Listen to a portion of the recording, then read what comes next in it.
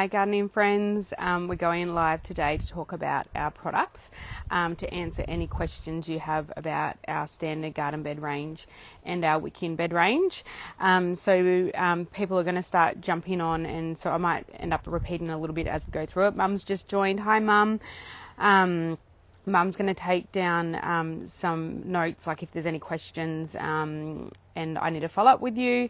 So welcome everybody. I'm just going to start talking a little bit about the corrugated iron first, why people start jumping on. Hi everyone that's jumping on. So corrugated iron, that's how we make our garden beds. So we use a 9 rib sheets.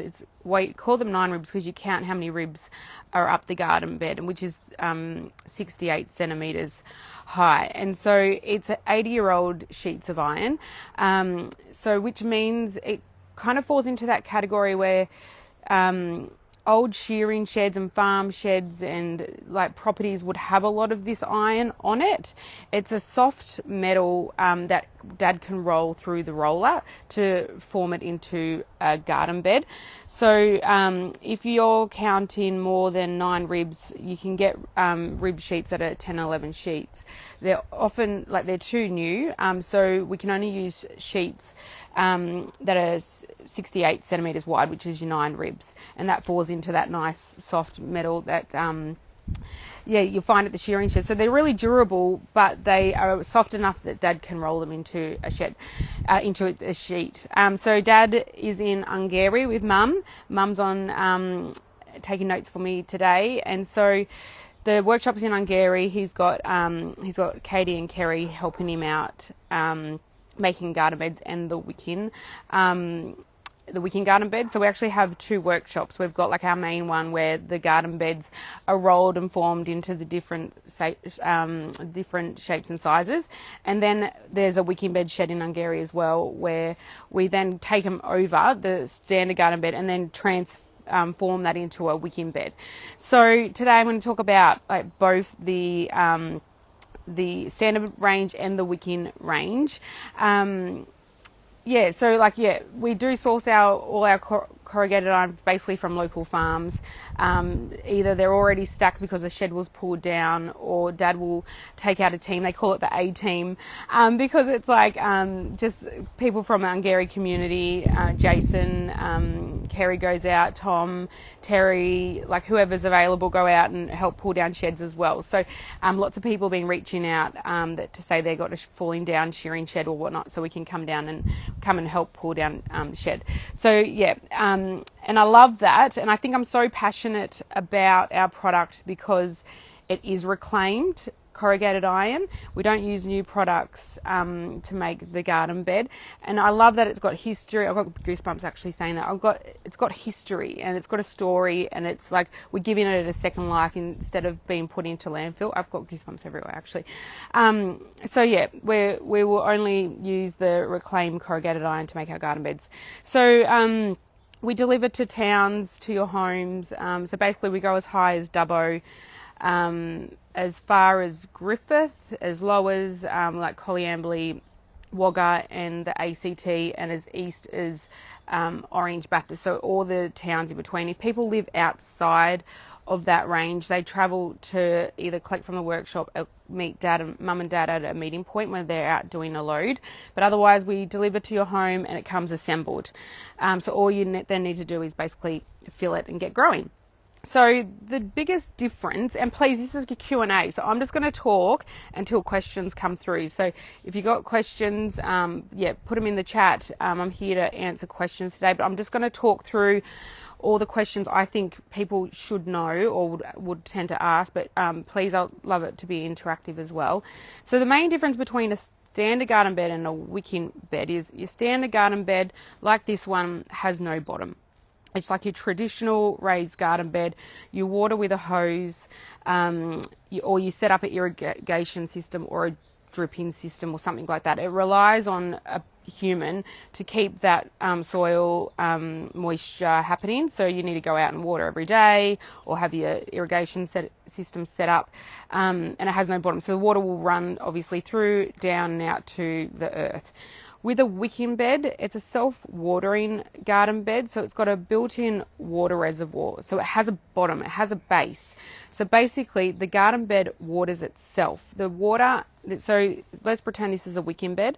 The bottom half is going to be rock and water, and I'll talk a bit more about that.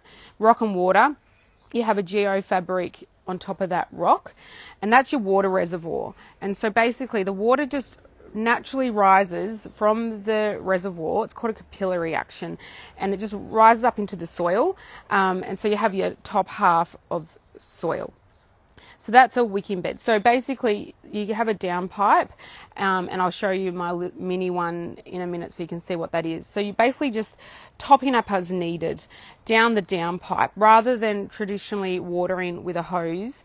It waters itself. So initially when you first set it up, they say to like damp the soil.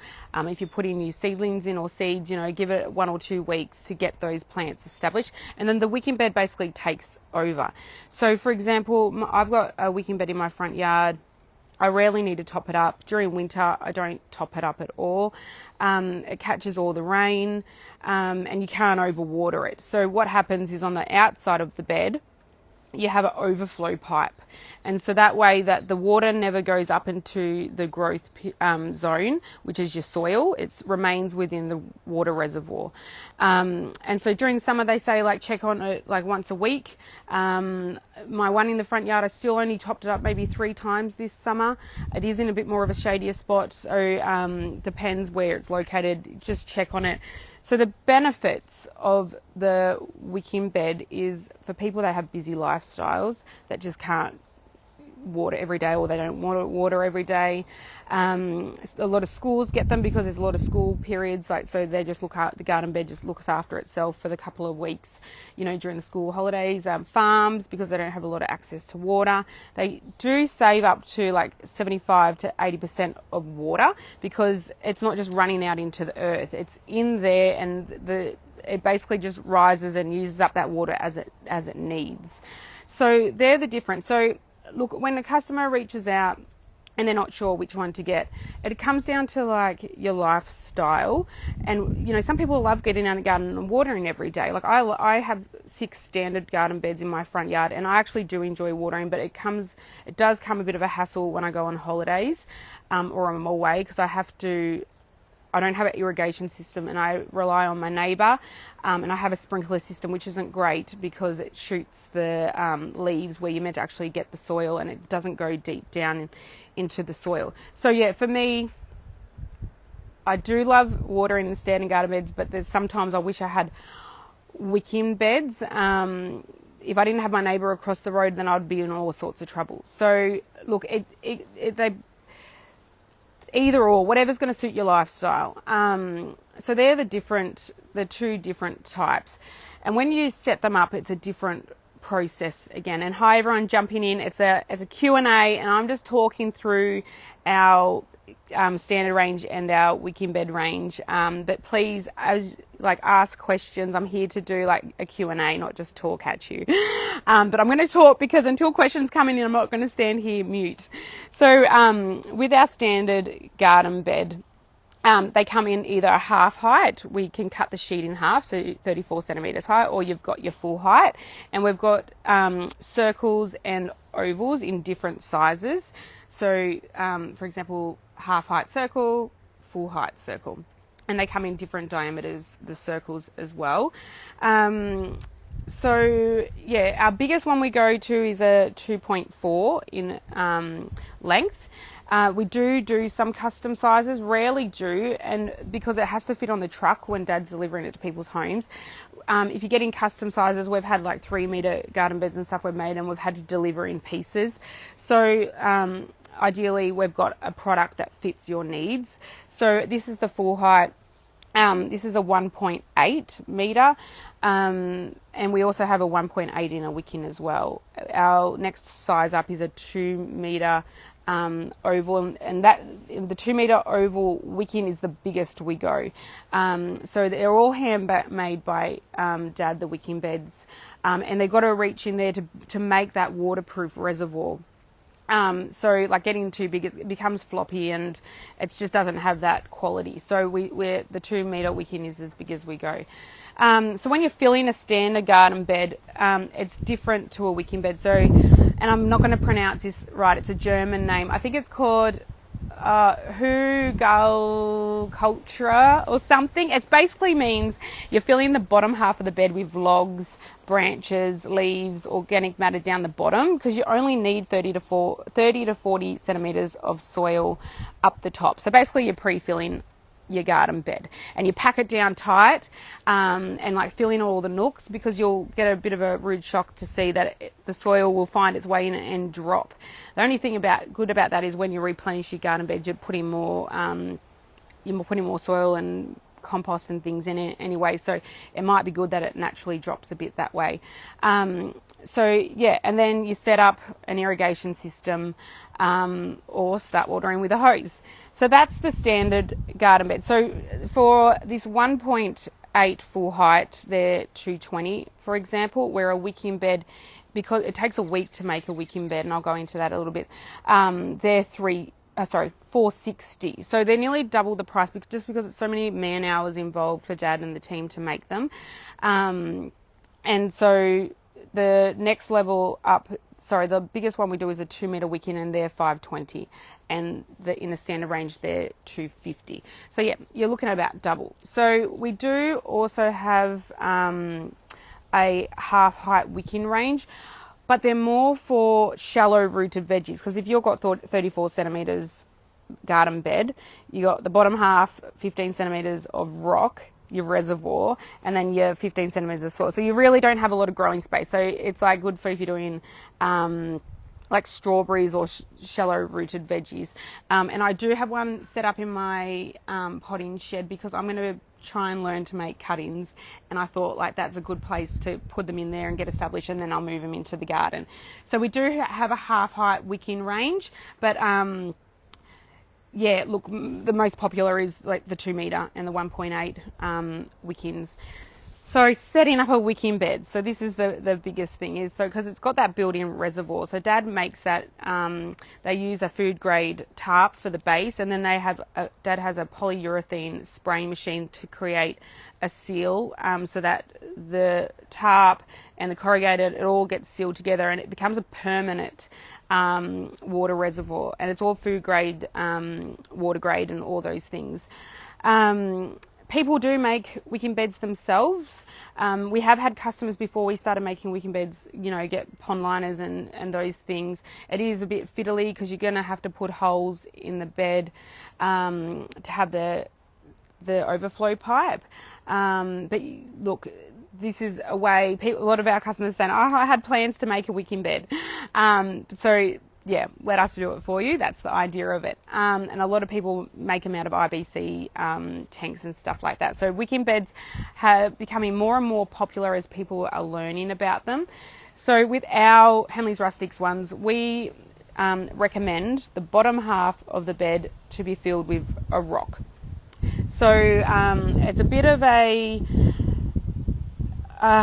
subjective and people's experience with what rock to use. So my one out the front, I've got scoria, which is a volcanic rock, and the one I've got here has blue metal.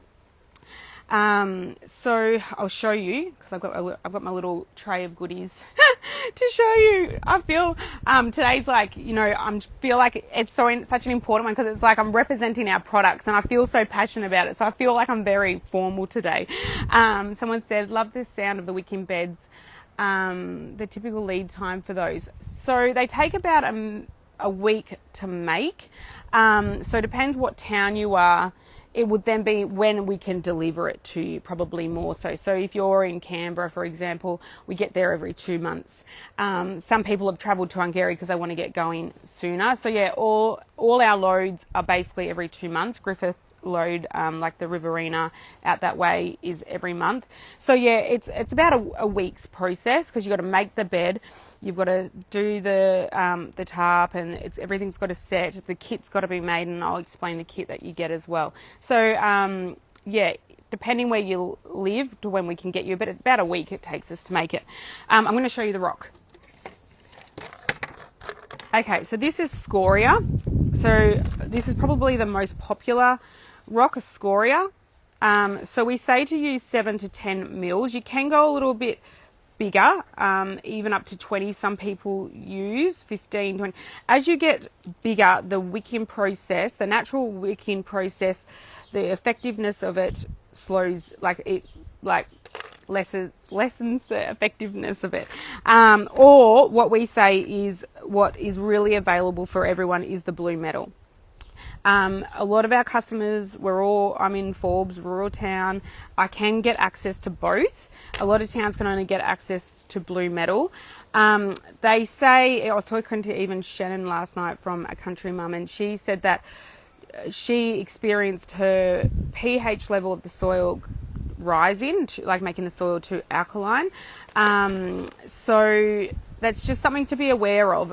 You can combat that by washing it first, taking all the the powdery part off first. So you can wash it first, but we say either because it wicks well. I know talking to Shannon last night, she said she used landscape rock. So there's options to use. So the idea is you can see how it's bumpy. You want that type of surface because that creates the wicking process, the capillary action for the water to rise up. Anything like a river rock or anything like that with a smooth surface isn't suitable. It just won't be effective. So basically a wicking range, you got your rock at the bottom half, you got your geofabric on top, and then you got your soil. Basically, your reservoir can wick up to 30 centimeters. So if you're using the wrong rock, whatnot, it can you possibly won't get that full reach. So it should wick up to 30 centimeters. So the soil you tend to use, what we suggest is like a sandy loam. You don't want it to be like clay based or heavy that it can't work its way up. So like more of a sandier loam. So different people fill their garden beds, their standard ones, with different soil. It's probably people have the same suggestion of how to do the ratio, but we say just disappeared off the screen. So Alicia Lynch, I'll show you her picture actually. She's so beautiful. I've done a live with her, and I'm going to do a live with her about wicking beds as well. So she uses 80% of a loam mix with 20% compost, mushroom compost in hers for her soil. You need it to be more sandy. If you're finding your bed, the top layer, if you move the mulch back, you have to have a 5 to 7 mil mulch to stop the water from evaporating. If you move your mulch back, it should be damp at the top. And if it's not, it could be that it wasn't sandy enough loam, or maybe you've gone higher than the 30 centimeters. So you might need to remove a bit of soil because you want your roots basically to be in that moisture. Or you might need to add some sandier loam to it. So if you are experiencing some difficulties with it, wicking all the way to the top, there's some things that you can do. So Alicia's got a section in her book. When we first started learning about wicking beds, whatnot, I found Sophie really great.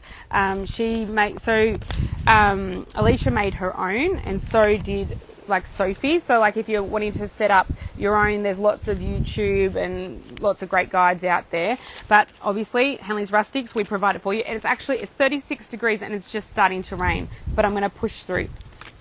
And then you have a mulch up top. So that stops the water from evaporating.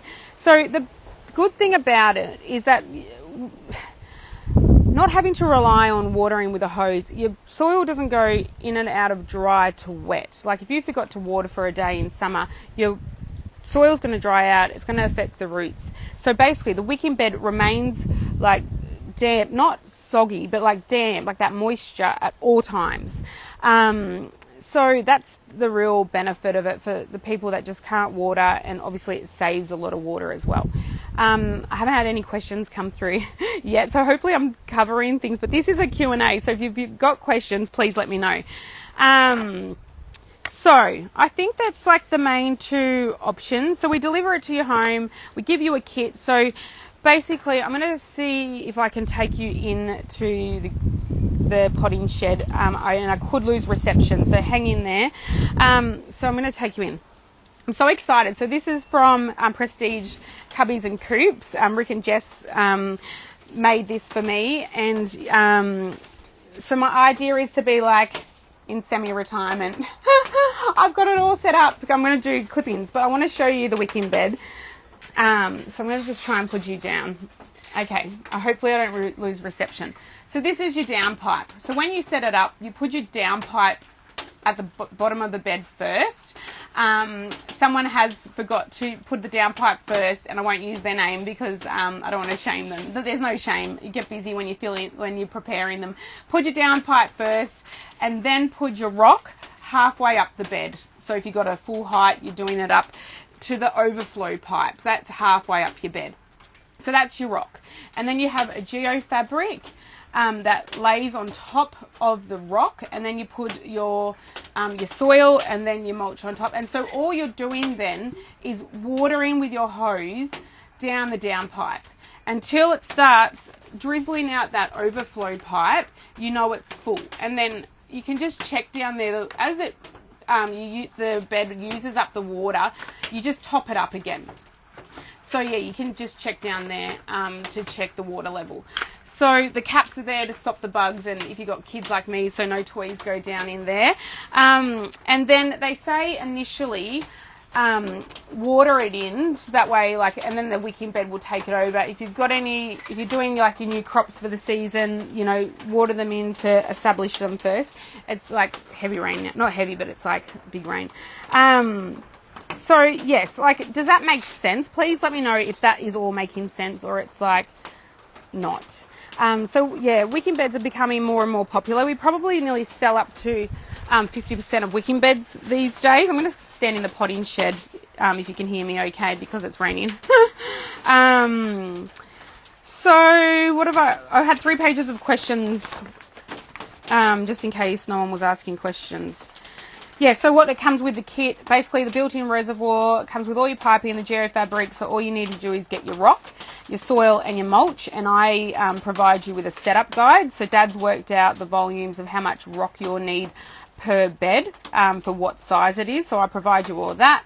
And then you've got me for life as well. I'm here to help you through the whole process. If you've got any questions, call me as much as you need. Another little tip is make sure you put your geofabric on your rock before you put in the soil. I had a customer forgot to put the geofabric and the soil went down into the rock. So the geofabric is to stop the soil dropping down.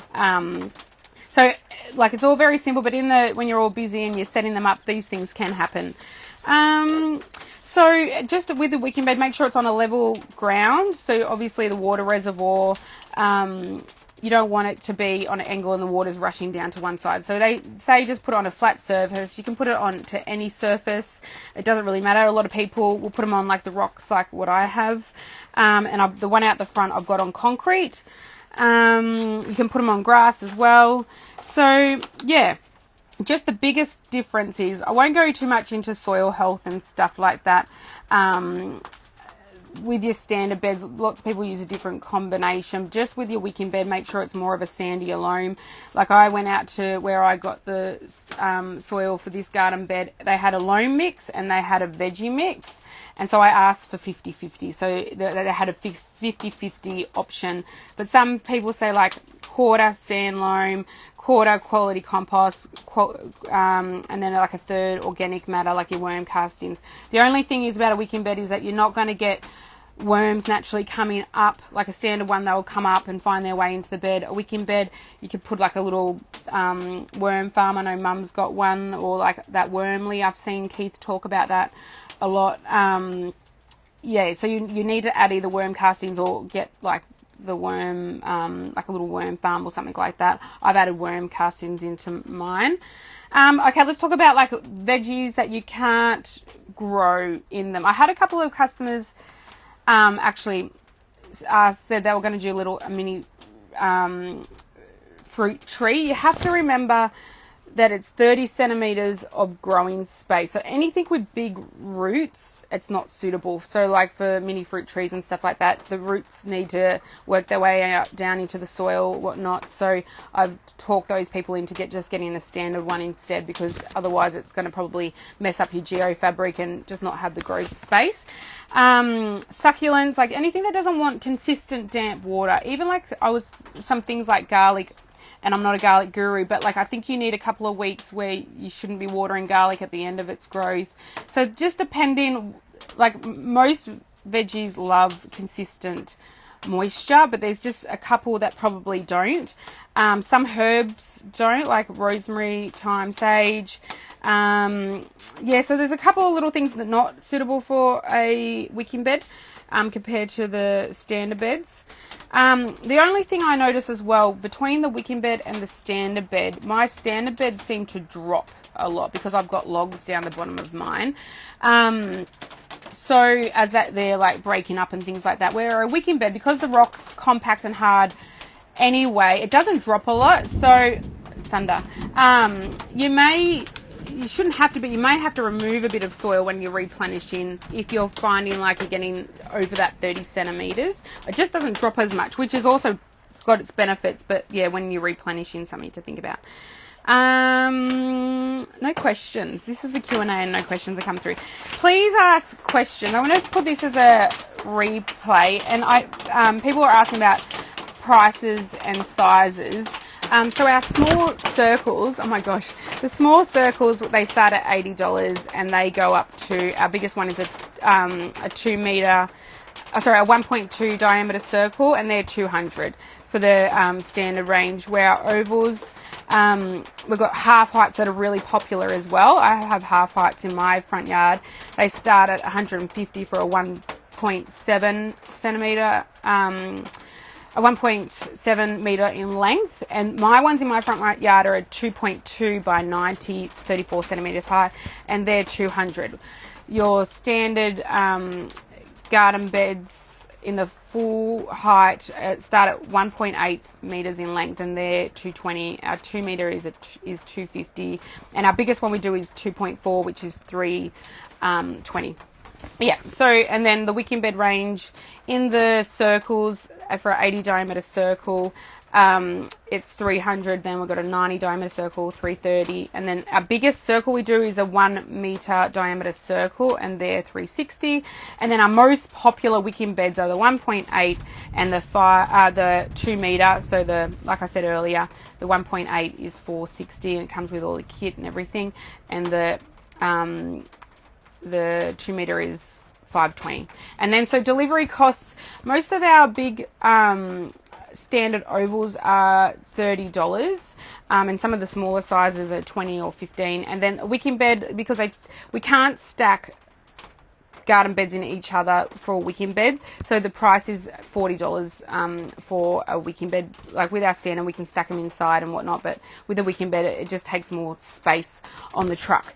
So yeah, I hope, has this been good for people that, has this been helpful? I know people that are watching maybe only just learning about us for the first time. Some are maybe considering ordering a standard or a wicking bed and still on the fence about it. Some people on here probably have their wicking beds and garden beds that they haven't yet started filling. Some have filled them and starting to grow. So there's like lots of people on their journey. So I'm here to help, like no matter what stage you're up to. Like I talk to people on the phone all the time and help them work out what suits them.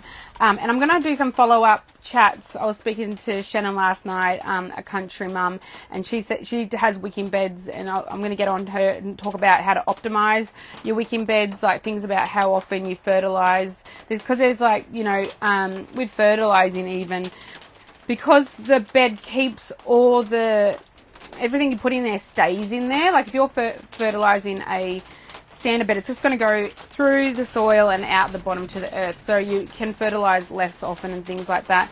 And I'm going to get Alicia on and chat about wicking beds as well, just to kind of help you further with that. But that's more about, you know, this is hopefully giving you some ideas about our products itself. So I hope this has been good. There's been no questions that have come through. But if you think of anything after this, please reach out. Yeah, I think I'll wrap it up there. I feel like I've covered everything. If there's anything you think that I haven't, please reach out, and I can always do follow up as well. And I'm going to put it as a repeat because I know some people jumped on like throughout, like I missed the start as well. So, Mum, I told Mum, can you write down like questions and who asked them, and I can follow up with them and whatnot. So, Mum, you haven't had to do anything but sit and listen. So my mum, Sheila Henley, she's on here. She goes out delivering with Dad as well. So you'll see her out on deliveries, most of the deliveries. So Dad makes them all by hand in Ungary. I'm in Forbes, running the business. So, we just love it. And like I said at the start, like there's just so much meaning in our garden beds, and because of the history of it. Reclaimed corrugated iron. It's all local corrugated iron, 80 years old. It's just so, for me, special. But however you can grow, if you're living somewhere else and you're just following along part of our gardening community, I appreciate you following on. Yeah, like as long as you're growing, grow however you can. You replied. Oh, yes, question. There was one question. Thank you. Yes. P. Penny said she likes the sound of the wicking beds. What's the typical lead time? Yes, thank you. One question. Thank you. You get the gold star. Which was about a week to make them, but just depends when we can deliver to you. We get to most towns every 2 months. Yes, thanks, Mum. See, there you go. Always good to listen. Oh, thanks, Mum. Appreciate you. Okay, everyone. I'm actually sweating, and it's 36 degrees, and it's thunder. I'm going to go inside. But I think that's everything. I haven't missed anyone. So thanks, everyone, for joining on, and we'll talk soon. Bye.